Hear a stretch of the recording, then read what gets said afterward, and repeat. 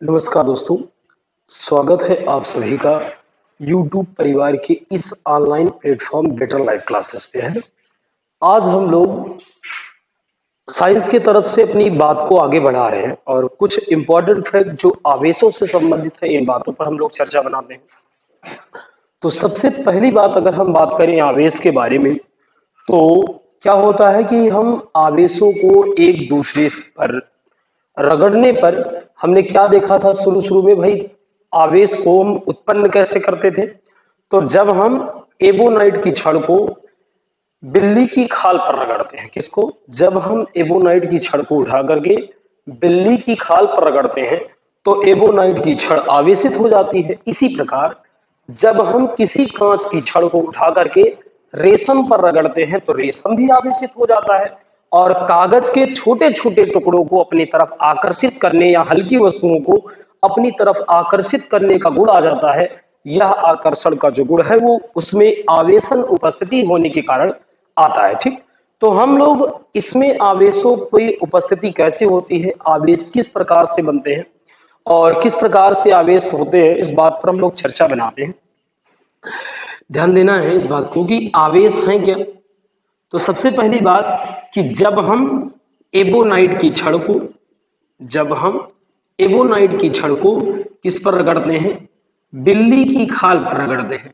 जब हम एबोनाइट की छड़ बिल्ली की खाल पर रगड़ते हैं तो एबोनाइट की छड़ आवेशित हो जाती है। ठीक, एबोनाइट की छड़ आवेशित हो जाती है। इसी प्रकार जब हम कांच की छड़ को उठा करके रेशम पर रगड़ देते हैं तो कांच की छड़ भी आवेशित हो जाती है। ध्यान देने वाली बात यह है कि अगर बाई द वे एबोनाइट की छड़ धनावेशित होती है, ये धनावेशित होती है, ठीक, तो ये ऋणावेशित होगी। यानी कि यदि हम एबोनाइट की छड़ को उठा करके बिल्ली की खाल पर रगड़ते हैं तो एबोनाइट की जो छड़ होगी वो बिल्ली की खाल पर रगड़ने की वजह से अगर धनावेशित हुई है तो जितना एबोनाइट की छड़ धनावेशित होगी बिल्ली की खाल उतना ही ऋणावेशित होगी। अगर हम कांच की छड़ को उठा करके रेशम पर रगड़ देते हैं और बाय द वे कांच की छड़ हमारी ऋणावेशित हो जाती है, ठीक, ऋणावेशित हो जाती है, तो जितना कांच की छड़ हमारी ऋणावेशित होगी रेशम का जो छड़ होगा उतना ही धन आवेशित होगा। कितना? उतना ही धन आवेशित होगा। तो फाइनल रूप से हम जान पा रहे हैं कि अगर हम एबोनाइट की छड़ को बिल्ली की खाल पर उठा करके रगड़े तो अगर एबोनाइट की छड़ जितना धनावेशित होती है उतना ही ये छड़ ऋणावेशित होती है। यदि हम कांच की छड़ को उठा करके रेशम पर रगड़े तो यदि कांच की छड़ ऋणावेशित होगी, जितना इस पर ऋणावेश आएंगे उतना इस पर धनावेश आएंगे। कहने का मतलब बात यह है कि जब हम एक छड़ को दूसरे छड़ पर या एक वस्तु को दूसरे वस्तु पर रगड़ते हैं तो जो आवेशों का ट्रांसफॉर्मेशन होता है, आवेशों का जो आदान प्रदान होता है, वो अगर एक पर धनावेश होते हैं तो उतना ही आवेश उस पर ऋणावेश उत्पन्न हो जाते हैं। इस प्रकार से जो पूरा जो ब्रह्मांड के आवेश है वो समस्त आवेश बिल्कुल शून्य ही रहते हैं और आवेश सभी के सभी शून्य होते हैं। तो यहीं पर एक बात ये आती है आवेश संरक्षण का नियम।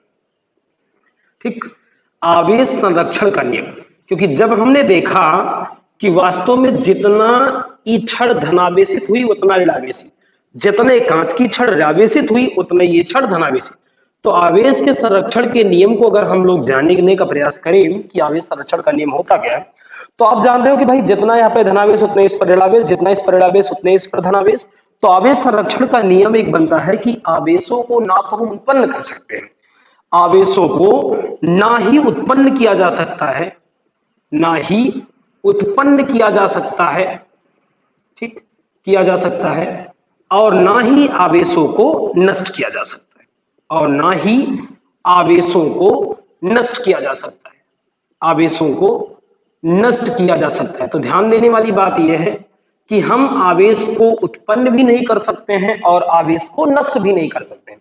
और इसी नियम को हम आवेश संरक्षण का नियम कहते हैं, क्योंकि जिस पर एक को रगड़ने पर जिस पर धनावेश आते हैं उतने उस पर ऋणावेश आते हैं, या किसी छड़ अगर पहले से रगड़ने पर वो ऋणावेशित हुई है तो उसके जो जिस पर हम लोग रगड़ेंगे वो उतना ही धनावेशित होगी। तो फाइनल रूप से एक रिजल्ट हमारे पास में निकल आएगा कि आवेश संरक्षण का जो नियम होता है कि आवेशों को ना ही उत्पन्न किया जा सकता है और ना ही आवेशों को नष्ट किया जा सकता है, अपितु आवेशों को एक रूप से दूसरे रूप में ट्रांसफर किया जा सकता है, विनिमय किया जा सकता है, एक्सचेंज किया जा सकता है, ओनली सिर्फ बदला जा सकता है। आप कुछ भी प्रयोग करिए, विनिमय कह दीजिए, ट्रांसफर कह दीजिए, बदला जा सकता है, इत्यादि सैद्य कर सके है ना। तो अब हम लोग आवेश के बारे में और बढ़िया से समझते हैं।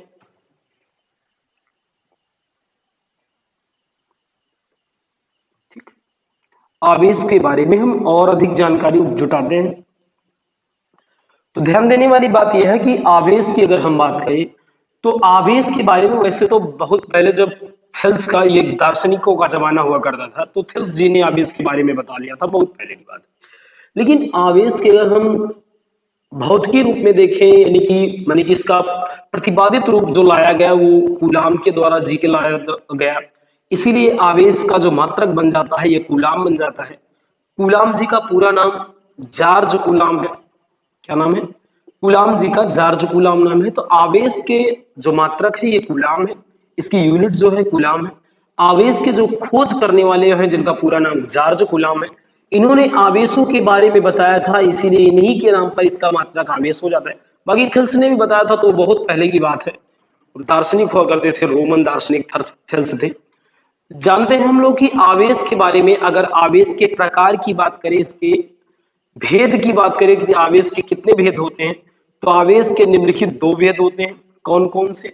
आवेश के निम्नलिखित दो भेद हैं, एक धन आवेश, ठीक, एक धन आवेश और एक कौन सा आवेश, एक हम लोग जानेंगे ऋण आवेश। तो आवेश हमारे दो प्रकार के होते हैं, एक धनावेश और एक ऋणावेश। धनावेश जिसे हम कहते हैं, हम इसे प्रोटॉन बोलते हैं, और आप जानते हैं कि प्रोटॉन ऑलवेज प्लस होते हैं। प्रोटॉन पर हमेशा 1.6 गुणे 10 की पावर -19 कूलाम के, ठीक, 1.6 गुणे 10 की पावर -19 कूलाम का धन आवेश पाया जाता है। ठीक, क्या पाया जाता है? धन आवेश पाया जाता है। और अगर हम इलेक्ट्रॉन की बात करें तो इलेक्ट्रॉन पर उतना ही चार्ज 1.6 गुणे 10 की पावर -19 कूलाम का ऋण आवेश पाया जाता है। ठीक, क्या चीज पाया जाता है? ऋण आवेश पाया जाता है। तो हमको प्लस माइनस में कुछ भी भेद नहीं करना है, 1.6 गुणे 10 की पावर -19 कूलाम के धनावेश लगा देने हैं, 1.6 गुणे 10 की पावर -19 कूलाम के ऋणावेश लगा देने हैं। ओके, अब हम लोग एक काम करेंगे कि वास्तव में जो प्रोटॉन है, प्रोटॉन के बारे में बताने वाले या प्रोटॉन के जो खोज करता है वो रदरफोर्ड जी हैं। इस बात को भी यही याद कर लेंगे, प्रोटॉन के खोजकर्ता कौन है? रदरफोर्ड जी हैं। और अगर हम बात करें इलेक्ट्रॉन के, तो इलेक्ट्रॉन को आप जानते हो कि इलेक्ट्रॉन का जनक माना जाता है, जिनका नाम क्या है? जे जे टॉमसन। नाम है जे जे टॉमसन। तो जे जे टॉमसन जी को इलेक्ट्रॉन का जनक माना जाता है। ठीक, तो जल्दी जल्दी हम लोग रिवाइज कर लेते हैं इस बात को। आवेश निम्नलिखित दो प्रकार के होते हैं, आवेश के खोजकर्ता कूलाम जी और पूरे नाम पर जॉर्ज कूलाम है, ऐसा इन्हीं के नाम पर इसका मात्रक कूलाम भी लगाते हैं। आवेश निम्नलिखित दो प्रकार के, एक धनावेश, एक ऋणावेश। धनावेश जो आवेश जिसका प्रोटॉन 1.6 गुणे 10 की पावर -19 कूलाम का धनावेश होते हैं, जो प्रोटॉनों पर चार्ज पाए जाते हैं। प्रोटॉन को खोजकर्ता रदरफोर्ड जी, इलेक्ट्रॉन की खोजकर्ता 1.6, एक इलेक्ट्रॉन के खोजकर्ता जो है जे जे टॉमसन जी हैं। जे जे टॉमसन जी ने तरबूज मॉडल दिया था, इस बात को याद भी रखना है कि जे जे टॉमसन जी ने कौन सा मॉडल दिया था? तो जे जे टॉमसन जी ने ही तरबूज मॉडल दिया था। और आप कह रहे हो कि भाई जे जे टॉमसन जी हैं ये इलेक्ट्रॉन की खोज कर, हम लोग एक कहानी आगे बढ़ाते हैं। ये तरबूज मॉडल अगर आपको दिख नहीं रहा है तो आप यहाँ पे कर ले सकते हैं। तरबूज मॉडल को देने वाले हैं, तरबूज मॉडल को देने वाले कौन है? जे जे टॉमसन जी। ठीक, तो जे जे टॉमसन जी तरबूज मॉडल को देने वाले हैं। अब हम लोग एक बात समझ गए कि आवेश दो प्रकार के होते हैं। तो इन आवेशों के बारे में एक वैज्ञानिक है जिनका नाम जॉर्ज फ्रैंकलिन, नाम इनका क्या है? George Franklin. ठीक, तो अगर हम जॉर्ज फ्रैंकलिन जी की बात करें तो इन्होंने आवेशों के बारे में बताया था। जॉर्ज फ्रैंकलिन जी ने जब आवेश के बारे में बताया था तो जरा हम समझते हैं इन्होंने क्या कहा था हमसे। जॉर्ज फ्रैंकलिन नाम है इनका। इन्होंने कहा था कि समान प्रकार के अगर आवेश आ रहे हैं, समान प्रकार की आवेश, समान प्रकार की आवेश का मतलब जान पा रहे हैं कि अगर चाहे दोनों ही धनावेश हो, ठीक, समान प्रकार के अगर आवेश आए, चाहे दोनों धनावेश हो या भाई दोनों ऋणावेश हो, भाई दोनों लोग समान हैं, अगर समान प्रकार के आवेश होते हैं तो जॉर्ज फ्रैंकलिन जी कह रहे हैं कि समान प्रकार के आवेश एक दूसरे को प्रतिकर्षित करते हैं। क्या करते हैं? समान प्रकार के आवेश एक दूसरे को प्रतिकर्षित करते हैं। ठीक, तो अगर प्लस प्लस के हैं तो एक दूसरे के प्रति रिफ्लेक्शन करेंगे, यानी कि प्रतिकर्षण करेंगे, तो समान प्रकार के आवेश एक दूसरे को प्रतिकर्षित कर देते हैं। ठीक, तो प्रतिकर्षण को हमने यू क्रॉस से दिखा दिया। अगर माइनस माइनस है तो भी समान है, और समान प्रकार के आवेश जॉन फ्रैंकलिन नियम के अनुसार क्या करते हैं? एक दूसरे को प्रतिकर्षित करते हैं। अगर बात करें विपरीत प्रकार के आवेश हैं तो विपरीत प्रकार के अगर आवेश आ गए हैं तो विपरीत प्रकार के अगर हमारे आवेश आए हैं, मतलब कि एक प्लस है और एक माइनस है, तो इनमें होता है आकर्षण, और आकर्षण को हम यू से दिखा देते हैं ना। तो अगर चाहे आप माइनस को पहले कह लीजिए, कोई दिक्कत नहीं, जब आप माइनस को पहले करोगे, माइनस का उपयोग करेंगे, प्लस को लिखेंगे, तभी तो विपरीत बोलेंगे। चाहे प्लस एक लोग माइनस, तो एक लोग प्लस हो एक लोग माइनस हो, तो प्लस और माइनस यानी कि विपरीत प्रकार के आवेश एक दूसरे को क्या करते हैं? आकर्षित कर देते हैं। तो विपरीत प्रकार के आवेशों में क्या पाया जाता है?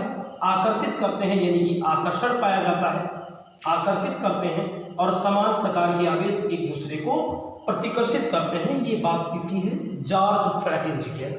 तो हम लोगों ने बहुत बातों को सीख लिया है, और हम उम्मीद करते हैं कि ये सारी ही बातें आपको समझ में आ चुकी हैं।